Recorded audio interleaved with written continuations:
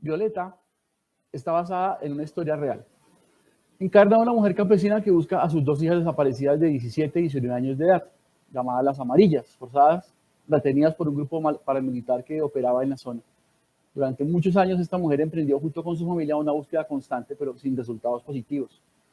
En 2007, la Unidad de Justicia y Paz de la Fiscalía General de la Nación realizó una exhumación y allí la reconoció parte de la ropa de sus hijas. Esto pues condujo posteriormente a la identificación del ADN por parte de las autoridades, y desde entonces esta mujer ha sido amenazada de muerte por los grupos armados y aún no conoce la verdad sobre estos hechos.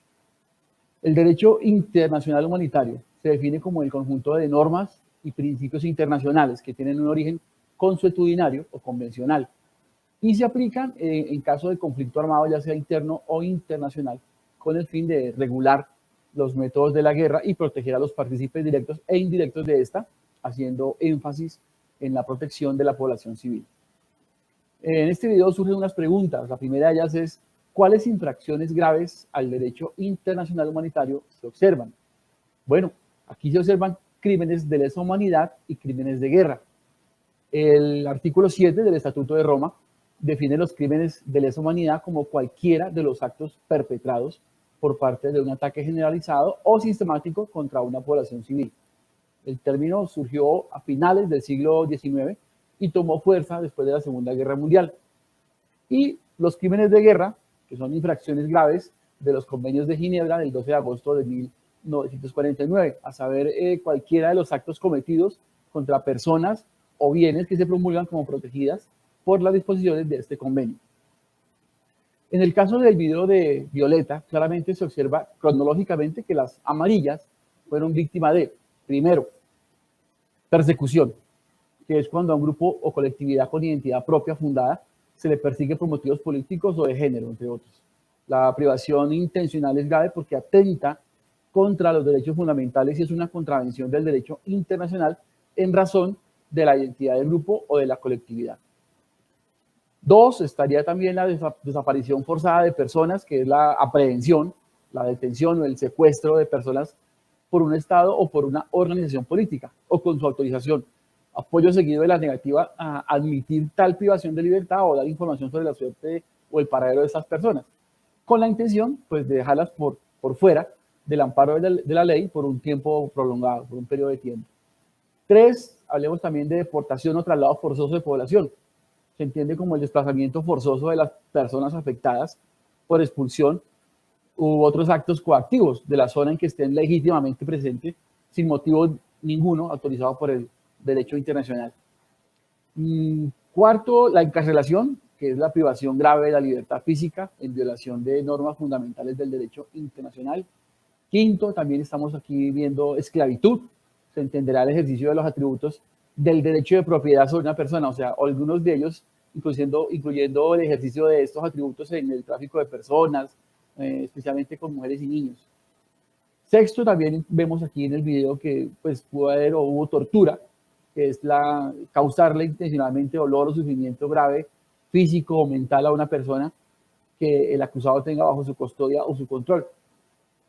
Séptimo, también la violación puede ser uno de los factores que aquí se incluyen, y esto es esclavitud sexual, prostitución forzada, embarazo forzado, esterilización forzada o cualquier otra forma de violencia sexual de gravedad comparable. Y por último, el asesinato, que el video lo muestra claramente, las amarillas son asesinadas. La segunda pregunta es: ¿cuáles principios del derecho internacional humanitario se violan? Bien, tradicionalmente el derecho internacional humanitario se ha dividido así. Uno, derecho de la Haya, el cual compila las normas relacionadas con la conducción de las hostilidades.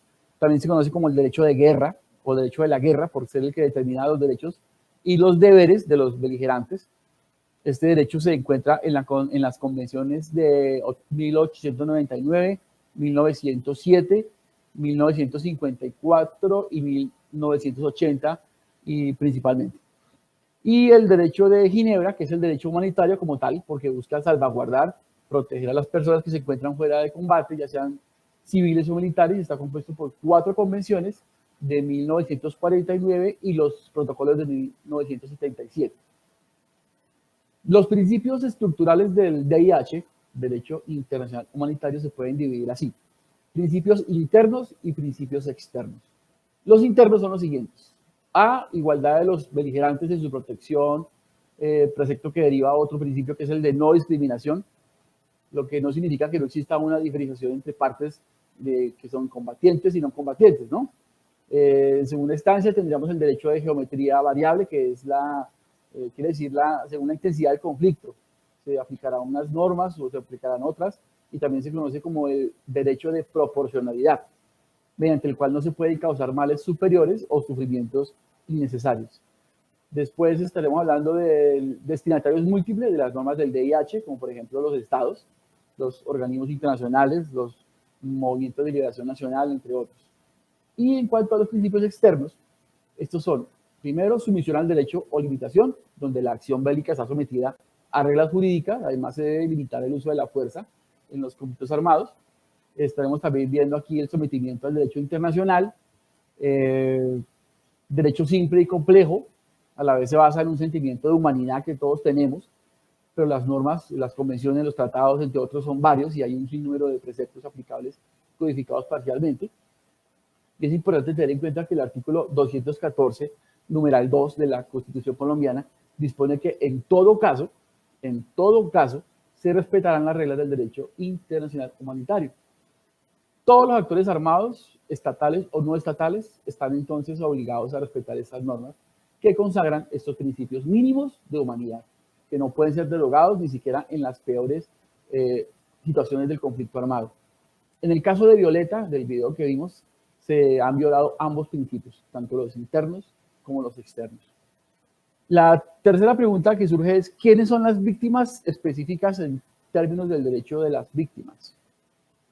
Según el libro Protección Jurídica Internacional de los Derechos Humanos durante los conflictos armados, se entiende por víctimas, ahí las especifica como las personas que individual o colectivamente hayan sufrido daños, inclusive lesiones físicas o mentales, sufrimiento emocional, pérdida financiera o menoscabo sustancial de sus derechos fundamentales, como consecuencia de acciones o de omisiones que constituyan una violación manifiesta de las normas internacionales de derechos humanos o una violación grave del derecho internacional humanitario.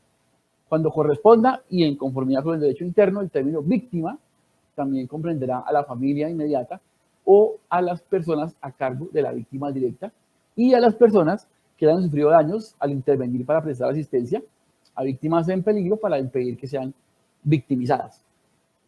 También incluye los heridos, los enfermos, los náufragos, de acuerdo al artículo 8 del Protocolo 1 de Ginebra de 1972, que protege las víctimas de conflictos armados internacionales. También aquí se pueden incluir los prisioneros de guerra y, en general, la población no combatiente o civiles que estén inmersos de una u otra forma en el problema. Y la cuarta y última pregunta es: ¿en qué debería consistir su reparación? Bueno, el Estado tiene la obligación de aplicar normas internacionales de derechos humanos y de derecho internacional humanitario para que, por medio de ordenamientos jurídicos y de disposiciones legislativas, se generen medidas de reparación legal y administrativas, tales como restitución, rehabilitación, satisfacción, indemnización o compensación, medidas de no repetición, todas estas para que no haya impunidad y se ejerzan justicia y se repare satisfactoriamente a las víctimas. Tal como lo afirma Christine Evans en su libro El derecho a la reparación en el derecho internacional de derechos humanos, se ha posibilitado una multiplicidad de formas de reparación no pecuniaria a la par de las indemnizaciones. En varios casos, la CIDH, la Comisión Internacional de Derechos Humanos, ha destacado la necesidad de satisfacción y rehabilitación de las víctimas. Existe incluso un proyecto de artículo sobre protección diplomática que se adoptó en el año 2006, y en el artículo 19 dice que un Estado con derecho a ejercer la protección diplomática, de acuerdo con el presente proyecto, debería transmitir a la persona lesionada cualquier compensación obtenida por el Estado responsable en el daño, sujeto a cualquier deducción razonable. Entonces, en Colombia se están estableciendo medidas tales como el Fondo para la Reparación de Víctimas, creado para reparar psicosocial y emocionalmente a las víctimas del conflicto armado. Este es un fondo que eventualmente permitirá, en casos especiales como los ocurridos a Violeta, subsanar de alguna forma las heridas causadas por estos vejámenes y estas violaciones. Los derechos humanos y el derecho internacional humanitario deben respetarse siempre.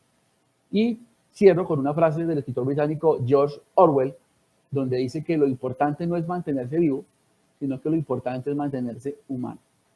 Muchas gracias.